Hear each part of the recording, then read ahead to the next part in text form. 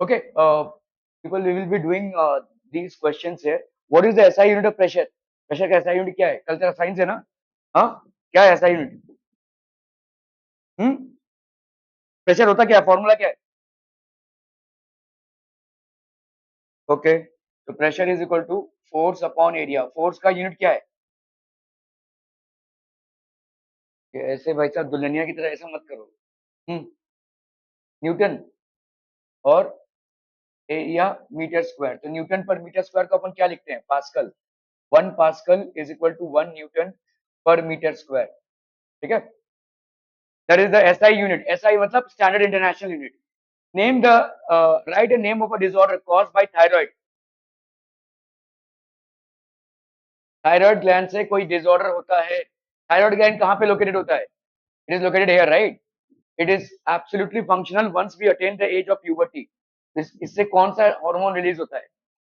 Thyroxine. और अगर हम थायराइड प्रॉब्लम सबको ही होते हैं, मतलब ऑलमोस्ट इंडिया में सबसे ज्यादा होते हैं थायराइड प्रॉब्लम. थायराइड प्रॉब्लम्स का एक मतलब डायरेक्ट कॉन्सिक्वेंस क्या है? There is a disease which happens due to thyroid. गला ऐसे फूल जाता है. गोइटर. ठीक है. So this is basically thyroid problem. Write a name of a disorder which is caused by thyroid. Thyroid से बहुत सारे प्रॉब्लम्स होते हैं, लेकिन ये एक प्रोमिनेंट डिसऑर्डर है. ठीक है. ऐसे तो बहुत सारे कॉम्प्लिकेशंस होते हैं थायराइड के इम्बैलेंस से, लेकिन ये एक प्रोमिनेंट डिसऑर्डर है. How can you define pressure?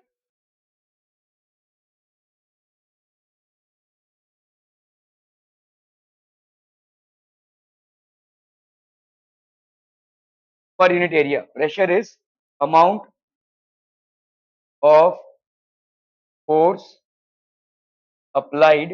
Amount of force applied per unit area.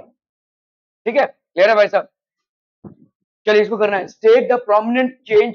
State the most prominent change in puberty. चलिए चलिए चलिए फटाफट.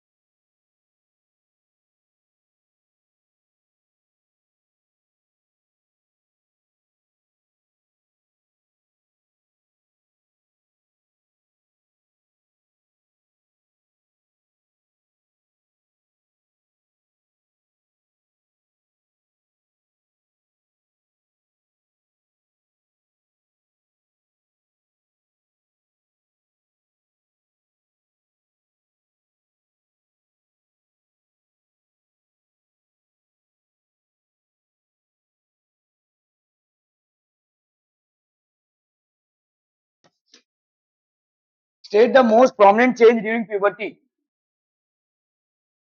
Huh? Voice change.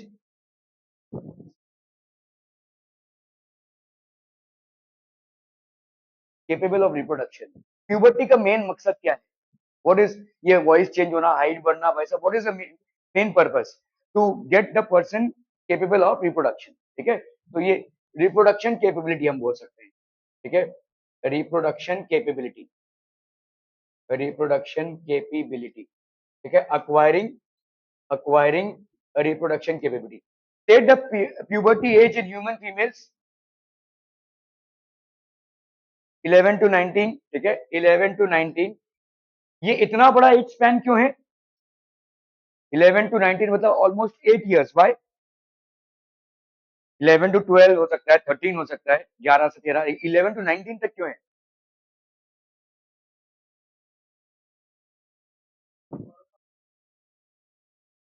नहीं नहीं नहीं, मैं आपसे ये पूछ रहा हूँ कि फीमेल्स में इतना बड़ा एज गैप क्यों है 11 to 19?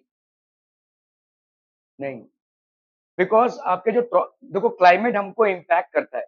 ठीक है? अगर आप पूरे वर्ल्ड में देखेंगे they are different climatic zones. ठीक है? तो लेट्स से ये वाला जो है आपका कोल्ड टेम्परेट जोन है, ये ट्रॉपिकल क्लाइमेट है, ये कोल्ड टेम्परेट जोन है. जनरली कोल्ड टेम्परेट जोन्स में जो फीमेल्स होते हैं उनका प्यूबर्टी जो है तो लेट शुरू होता है. ठीक है? सेक्सुअल मेच्योरिटी जो होती है वो लेट शुरू होती है, मेल्स और फीमेल्स दोनों में, बिकॉज ऑफ टेम्परेचर इम्पैक्ट. ठीक है? तो ये ट्रॉपिकल, तो हमारे इंडिया का पॉपुलेशन बढ़ने का ये भी एक रीजन है. हालांकि ये फालतू वाला रीजन है, मतलब हमारी मेंटालिटी पहले आती है, लेकिन एक रीजन ये भी हो सकता है कि हमारा जो रिप्रोडक्टिव स्पैन है वो बहुत ज्यादा होता है. 45 years is when females generally attain their menopause. ठीक है? But in India being a part of the tropical climate where humidity and temperatures are higher, so ये जो age gap है ये काफी ज्यादा है, 11 to 45. That is the reproductive age. ठीक है? However, in most of the countries like Russia and all, you will find 19-20 age मतलब वो होता है, और यहाँ पे 45 तक. तो they generally get a 25-year of span, whereas we get 10 years more. ठीक है?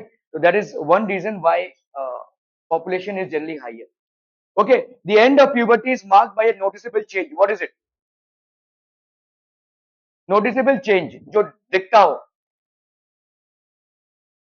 नहीं नहीं नहीं, नोटिसेबल चेंज मतलब आपका सबका ये होगा इंक्रीज इन हाइट. ठीक है? जो भी हाइट रहेगा उससे आपका इंक्रीज इन हाइट काफी ज्यादा होगा.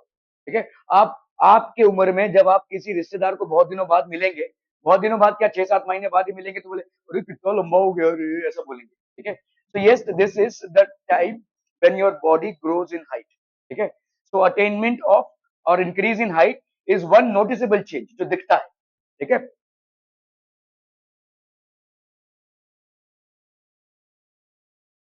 तो in which age maximum increase in height takes place during the age of puberty. ठीक है? तो हम बोल सकते हैं यहाँ पे भाई साहब 11 to 19 years. ठीक है? During the age of puberty, इसमें मैक्सिमम इंक्रीज इन हाइट होता है. ठीक है? क्लियर है? कब तक हाइट इंक्रीज होता है? Till what time? 22 23 ऐसा तक. ठीक है? 22 मैक्सिमम पकड़ लेंगे अगर हम. ठीक है? 22 तक आप जो हाइट अटेन कर लेते हैं, लगभग पूरे उम्र भर आपका वही हाइट रहता है. ठीक है? Okay. By which term stoppage of menstruation in females is described? So it is known as menopause. ठीक है? This is known as menopause. Okay. A person lacks iodine in his diet. Which disorder is he likely to suffer from? Iodine की कमी होगी अगर, तो कौन से disorder में होगा? अभी तो पढ़ा. हाँ, बट नहीं आपका a person lakhs iodine in his diet, thyroid problems होंगे. ठीक है? क्योंकि थायरॉक्सिन जो होती है वो आयोडीन से होती है. Iodine is an essential constituent of the hormone thyroxine. ठीक है? आयोडीन जो है, ठीक है, that is an essential constituent of the hormone thyroxine, जो मैन्युफैक्चर होता है कहाँ पे भाई साहब? थायराइड ग्लैंड्स में. ठीक है? थायराइड ग्लैंड्स में. तो अभी अगर आयोडीन की कमी होगी, तो जनरली जिन लोगों को थायराइड के प्रॉब्लम्स होते हैं, डॉक्टर्स उनको सी फूड सजेस्ट करते हैं. ठीक है? क्योंकि सी एनिमल्स में सॉल्ट कंटेंट ज्यादा होता है. ठीक है? So that is where they get the iodine from. Salt तो NaCl है, फिर आयोडीन कहाँ मिल रहा है? सॉल्ट आयोडाइज होता है। अगर आप अपने सॉल्ट का कंपोनेंट पढ़ेंगे, घर में जो नमक का पैकेट होगा उसको अगर पढ़ेंगे तो उसमें थोड़ा बहुत सोडियम आयोडाइड मिक्स होता है, तो हम आयोडाइज सॉल्ट बोलते हैं। ठीक है, तो आयोडीन की कमी से बेसिकली कौन से डिसऑर्डर में सफर कर सकता है? The disorder is known as white. ठीक है, okay. Mention a reason for the hoarseness of voice. ठीक है, तो आपका भाई साहब ये जो होर्सनेस आता है, मतलब लड़कों की आवाज जो मतलब एक भारी टाइप की हो जाती है, वो क्यों होती है? ये प्रोट्रूडिंग पार्ट होता है, एडम्स एप्पल बोलते हैं इसको। This happens during puberty. ये जो पोर्शन है ये बाहर आता है, ठीक है, मोस्टली। ठीक है, so the hoarseness of voice in voice is due to the growth of voice box और larynx which can be seen as a protruding part of throat and that is known as the Adam's apple. ठीक है, जब आप बात करेंगे तो इसको इस यहाँ पे वाइब्रेशन को फील कर सकते हैं, that is called the larynx box. ठीक है, ठीक है, are we clear on this one people? This is the reason for hoarseness in the voice of males. Hoarseness मतलब एक बच्चे की आवाज और एक अडल्ट की आवाज में जो डिफरेंस आ जाता है। ठीक है, name the master gland of our body. Pituitary gland क्यों भाई साहब उसको मास्टर ग्लैंड क्यों बोलते हैं? तीसरी आंख है वो, तो सारे हार्मोन्स को वो कंट्रोल करता है। There many endocrine glands throughout our body. हमारे बॉडी में सारे जगह पे एंडोक्राइन ग्लैंड्स है, पिट्यूटरी ग्लैंड इन सारे ग्लैंड्स को कंट्रोल करता है। ठीक है, that is the reason it is known as the master gland. Okay,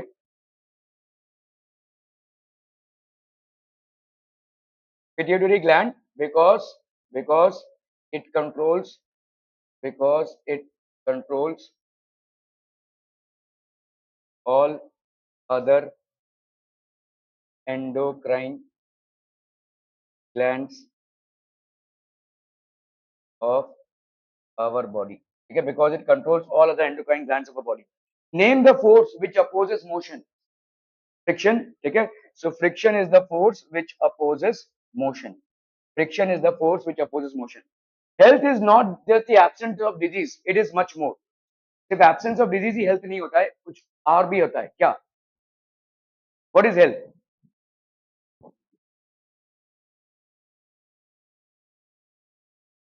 नहीं नहीं, not just the absence of disease. Health is not just the absence of disease, this is much more. कैसे define करेंगे इसको? देखो, health आपके 3 levels पे है ना? Sorry, body and mind. ठीक है, ये 2 लेवल्स पे हेल्थ का इशू है। ठीक है, हो सकता है कोई बॉडीली बहुत अच्छा है, बॉडी में कोई डिफेक्ट नहीं है, ठीक है, बॉडी में कोई इशू नहीं है, लेकिन इधर इशू है। ठीक है, ऐसा हो सकता है ना? ठीक है, और वाइसा वर्सा। ठीक है, मेंटल हेल्थ परफेक्ट है लेकिन बॉडीज में बहुत सारे इश्यूज हैं। ठीक है, तो ये दोनों भी रीजन से आप सिक हो सकते हैं। ठीक है, these are two reason why a person. So absence of disease मतलब किस प्लेटफॉर्म पे एब्सेंस ऑफ डिजीज है? हो सकता है भाई साहब बॉडी के प्लेटफॉर्म पे एब्सेंस ऑफ डिजीज है, लेकिन माइंड आपका ठीक से सोच नहीं पा रहा है। ठीक है, माइंड जो है वो डेविएट हो रहा है, डिस्ट्रैक्ट हो रहा है। ठीक है, for example a person who is addicted to alcohol और a person who is addicted to drugs might be looking all fine from above, लेकिन उसको अगर वो नहीं मिला तो पागल हो जाएगा, है ना? He is so addicted to it every day. So addictions जो होते हैं हमारे, वो बेसिकली एक एक डिजास्टर, एक this springs from this. So health is not just the absence of disease, it is much more. ठीक है, so maintenance, तो इसमें बहुत सारी चीजें आ जाती है भाई साहब। Maintenance of proper diet, proper diet. ठीक है, फिर आपका भाई साहब प्रिवेंशन, प्रिवेंशन मेजर्स में आपके क्या क्या आते हैं भाई साहब? Proper hygiene. ठीक है, प्रॉपर हाइजीन।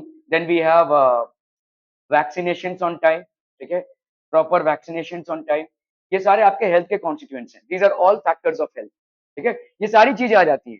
आपका आज कोई डिजीज नहीं है, लेकिन क्या कल आप किसी डिजीज से पीड़ित हो सकते हैं? तो आपकी तैयारी क्या है कि आप डिजीज से पीड़ित ना हो?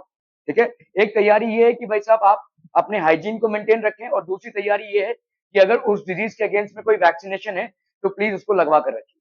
ठीक है, so these are the ways. So according, अभी इन मेंटेनेंस ऑफ हेल्थ ये भी आता है आपका पार्ट, प्रिवेंशन। ठीक है, why is it difficult to walk on a smooth floor? Friction is less, lesser friction. ठीक है, लेसर फ्रिक्शन। ठीक है, okay okay okay.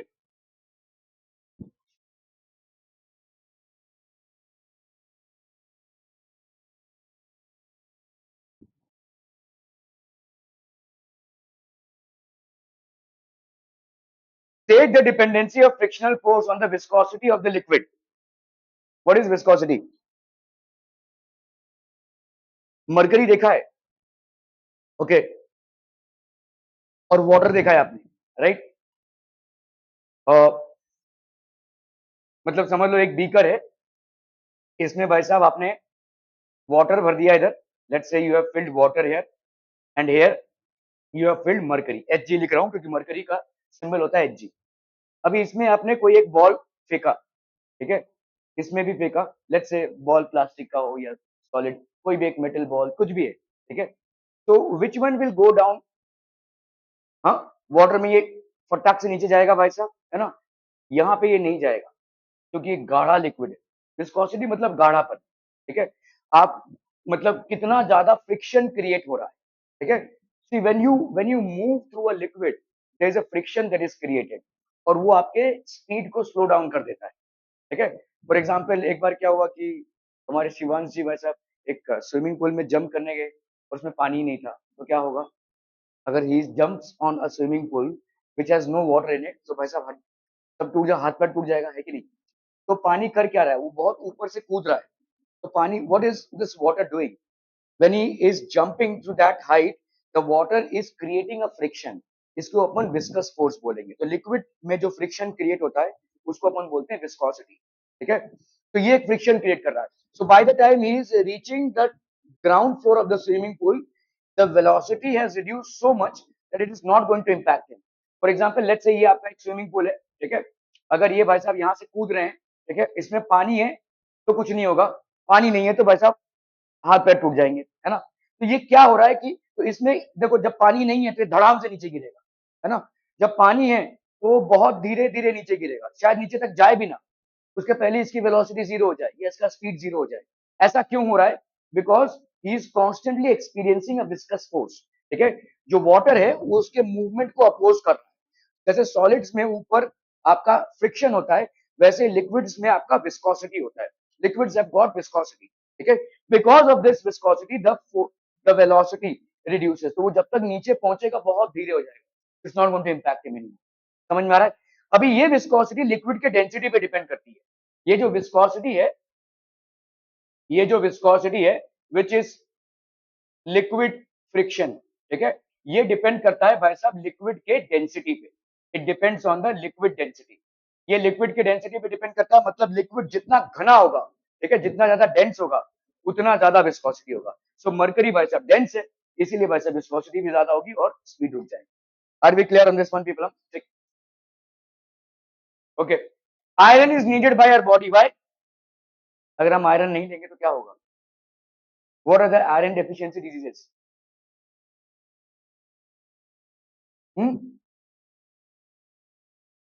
What is the iron deficiency disease? Anaemia. Anaemia generally आपका hereditary होता है, ठीक है। एनीमिया मतलब आपका जो हेमोग्लोबिन कंटेंट होता है वो डिक्रीज होने लगता है। आयरन हेमोग्लोबिन कंटेंट को प्रमोट करता है, और हेमोग्लोबिन होता है हमारे बॉडी में ऑक्सीजन कैरियर्स, ठीक है। तो एनीमिक हो सकता है कोई, आयरन डेफिशिएंसी अगर हो, ठीक है। Give reasons. Some iron rich foods कौन कौन से हो जाएंगे? स्पिनच, पालक खाओ, आयरन बढ़ाओ, ठीक है भाई साहब, ओके। और बोलो भाई साहब। तो spinach is one iron related. जितने भी लेग्यूमिनियस प्लांट्स होते हैं, लेग्यूमिनियस प्लांट्स मतलब जैसे जो बहुत ऊपर तक नहीं जाते, छोटे में ही दम तोड़ देते हैं, वैसे दाल वगैरह हो गया, पल्सेस वगैरह हो गया, चना वगैरह हो गया, इन सब में आयरन रहेगा, ठीक है, ओके।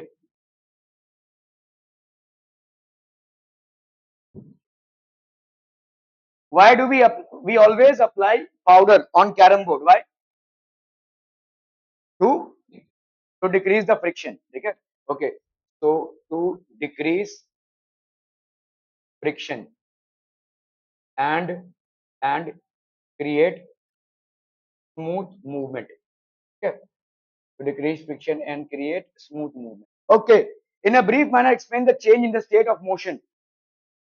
State of motion पे change कैसे होता है भाई साहब? अरे भाई साहब, कोई बॉडी रेस्ट पे है, ठीक है, तो वो मूव करने लगी, ये एक चेंज ऑफ मोशन हो गया, ठीक है।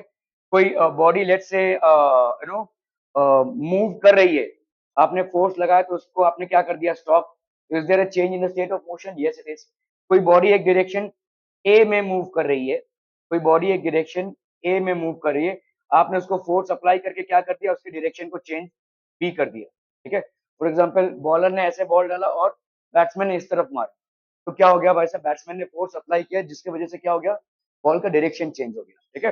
तो if the body is at rest, एक फुटबॉल पड़ा हुआ है ग्राउंड पे, रेस्ट पे पड़ा हुआ था, आपने जाके जोर से किक मारा उसको, तो it came into motion, it started moving. So is there a change in the state of motion? Yes it is. A body was moving, let's say एक क्रिकेट बॉल है, जोर से मूव कर रहा था, फील्डर ने उसको कैच किया, स्टॉप कर दिया, ठीक है। So it was in a moving status, it was stop. There was a body which was moving in a direction A.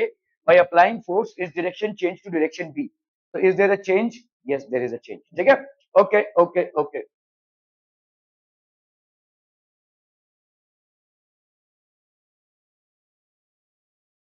Name the time period of one's life when the brain has the greatest capacity for learning. Name the puberty. Okay, लेकिन आप लोगों को समझ में तो आता नहीं भाई, इसी टाइम पे आपका कैपेसिटी सबसे हाईएस्ट है, ठीक है। एडोलेसेंस का जो एज है या प्यूबर्टी का जो एज है, your brain is at its best, ठीक है।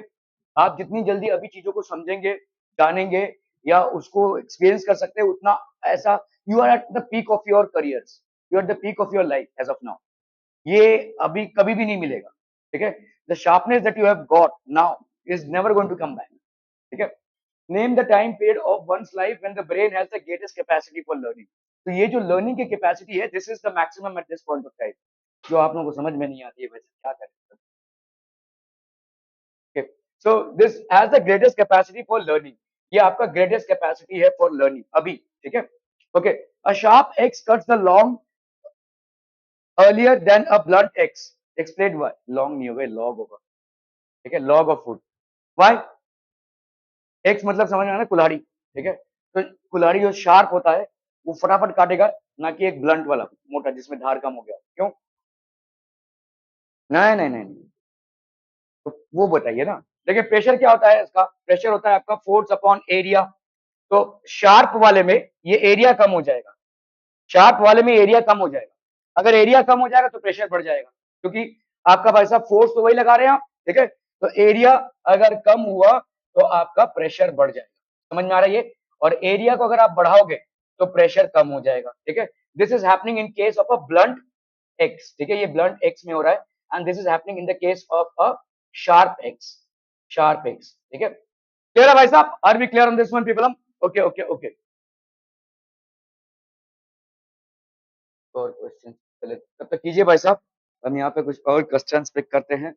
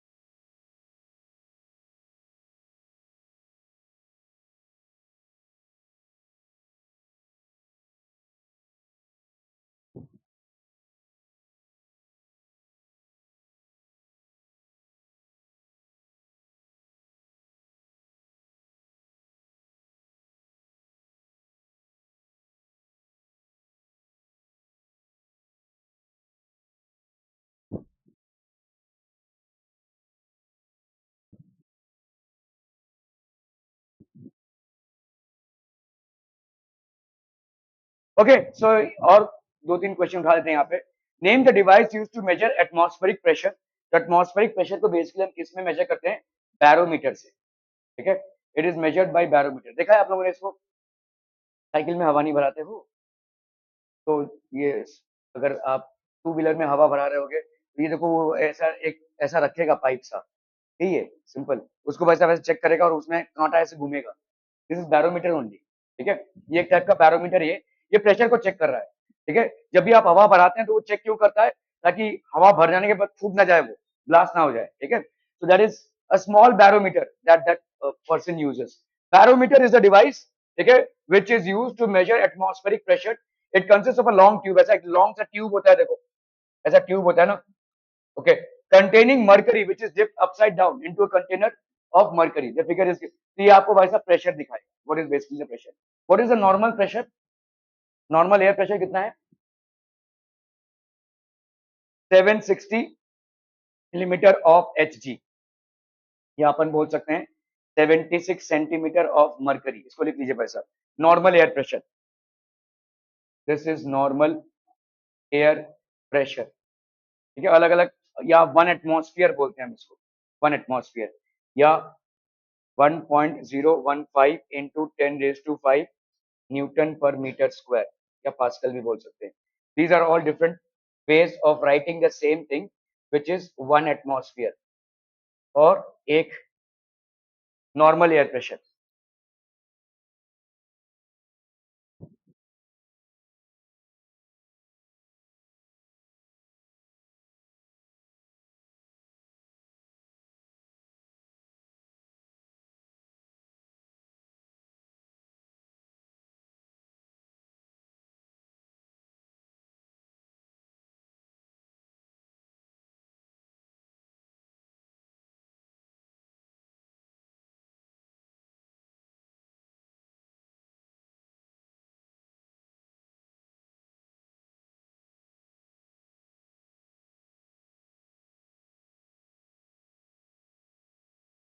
Done, okay.